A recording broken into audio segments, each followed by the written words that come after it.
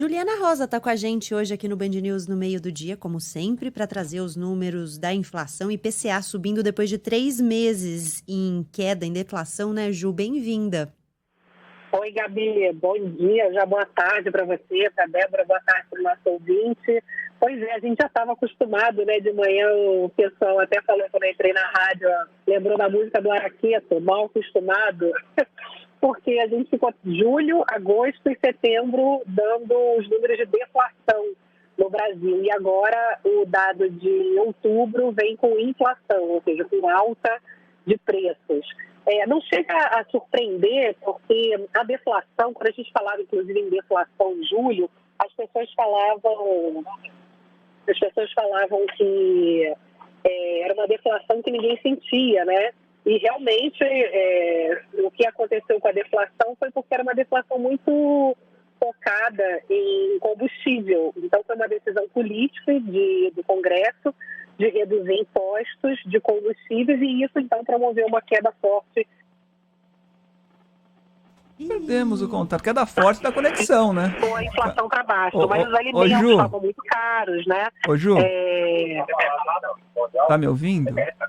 Tivemos uma queda forte da conexão aí com você. Quando você falou, tivemos uma queda forte, a conexão caiu, aí voltou. Você pode retomar, por favor? Vamos Acho que ligar, ela, vamos ligar acho que ela para não Juliana nos Rosa de ouve de novo. novo. É isso. Dá uma ligadinha de novo para Juliana Rosa para que ela possa complementar as informações a respeito desse novo aumento da inflação, né? A gente que estava acostumado com a deflação nos últimos meses, voltou a crescer um pouquinho a Ela inflação. falava que a gente ficou mal acostumado, né? Fala, Ju, complemente, por favor. Eu achei que você ia me pedir para cantar o Araqueto, mas Não, por enquanto não. Sim, gente, não, vou te livrar dessa, né? Mas, enfim, né, brincadeiras à parte, assim, eu acho que é importante da gente poder dizer para o nosso ouvinte é que mesmo a gente tendo passado por esse período de deflação e agora voltando a ter inflação, não significa que as coisas pioraram.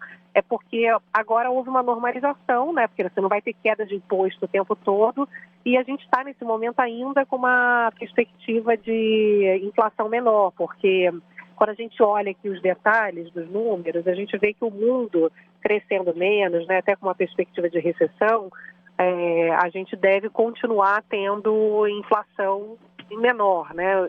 A gente vê o leite, por exemplo, que sofreu muita influência de lá de fora com queda de preço, óleo de soja. Então você tem assim, uma espécie de normalização, não é normal também, né? A gente ter deflação o tempo todo, você pode até ver como algo negativo se você começar a ter um processo de deflação persistente, né? Quando tudo começa a cair muito de preço porque ninguém compra.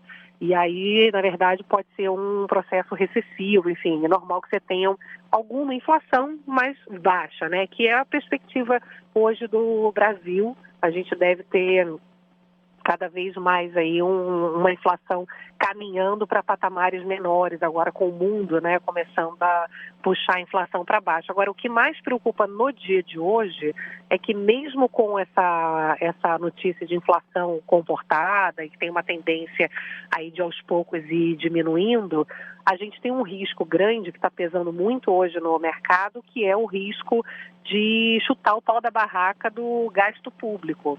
Então, você vê, o dólar hoje abriu com uma forte alta, a bolsa com uma forte queda, porque uma irresponsabilidade de gasto público pode provocar a volta da inflação, porque aí o Brasil perde credibilidade, a moeda perde valor, né? Dólar alto faz com que a inflação suba, e aí, enfim, você entra naquele processo de pior econômica, porque começou ali em Brasília a ter defesa ali dentro da equipe de transição de não só fazer um gasto acima das regras fiscais nesse momento, mas fazer com que isso seja permanente, tirar da regra fiscal, o que hoje é a regra do teto de gasto, Bolsa Família, por exemplo.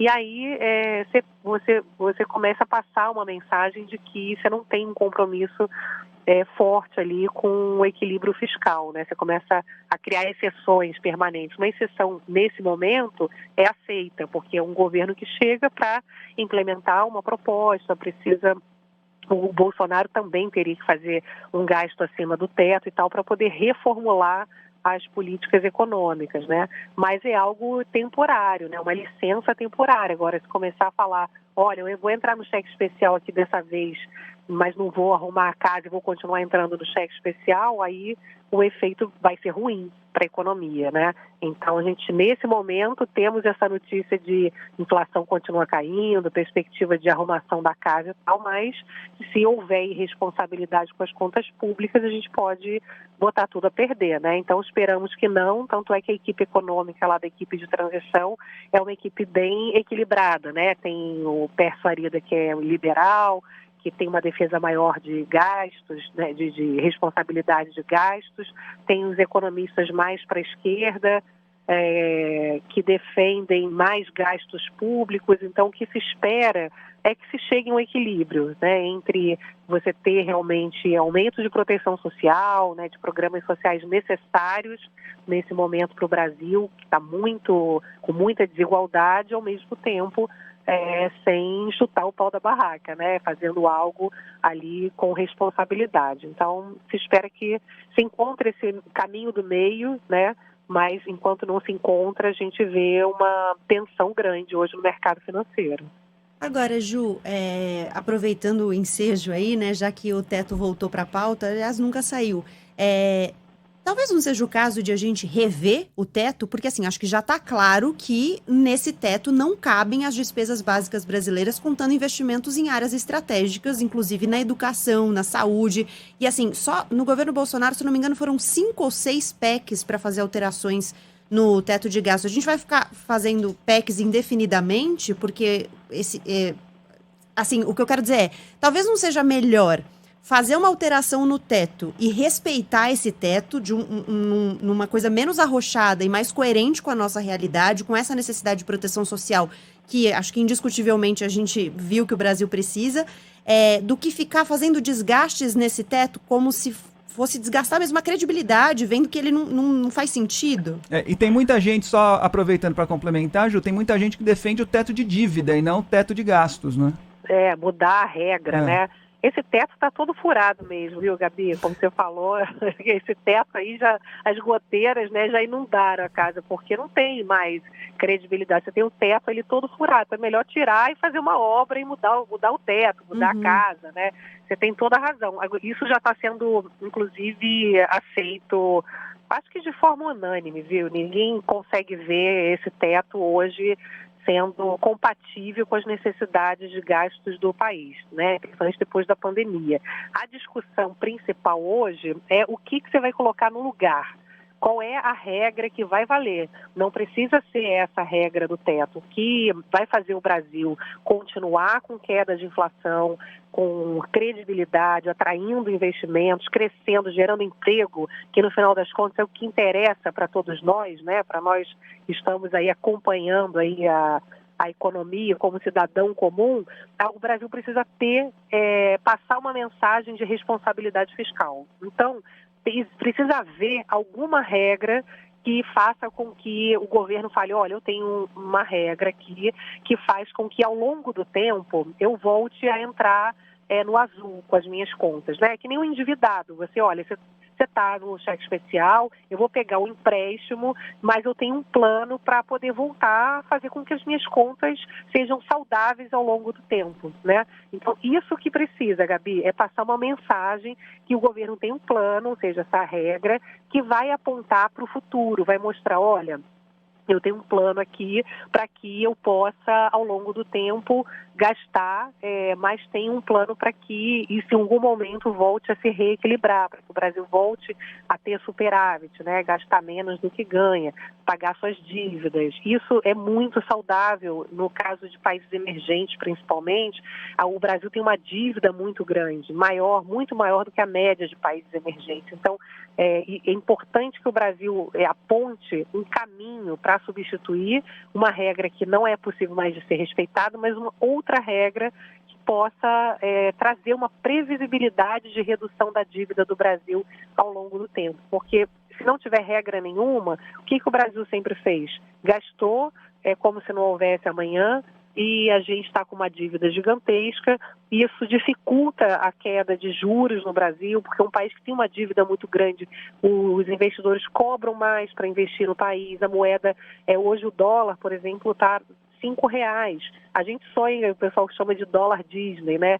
Com um dólar mais baixo. Então, um país que tem uma dívida menor, estruturalmente, ele começa a ter uma melhora numa série de indicadores econômicos, como o câmbio, né? Como um dólar mais baixo. Então, por isso que é importante, parece muito distante, mas está muito perto da nossa vida. Então, o que se espera é que, sim, tenha uma discussão da regra atual que não é mais compatível, mas que haja uma discussão de qual regra vai ser compatível e que traga credibilidade para o Brasil. Então, isso é muito claro, Gabi, o que não dá é para, esse teto não está valendo, vamos arrancar o teto agora, né, fazer uma festa aqui. Não, tem que ter um outro teto, né? Alguma regra que limite. Porque você sabe que político sabe gastar. Se tirar o teto, minha filha, aí eles vão gastar com coisa que a gente sabe que não é fundamental para o Brasil, né? Vão sair botando gasto ali, né? E aí o Brasil quebra, né? E o Lula sempre diz que 3 pilares precisam ser respeitados, sobretudo quando a gente fala sobre economia, né? E falou sobre isso de novo: estabilidade, credibilidade e previsibilidade, 3 palavras citadas pela Juliana Rosa nessa coluna. Tem tudo a ver com isso também, é só a gente ficar de olho para saber se isso ao certo vai ser colocado definitivamente em prática. Obrigado, Ju. Obrigada, vamos continuar acompanhando aí. Um beijão. Outro. Outro. Meio de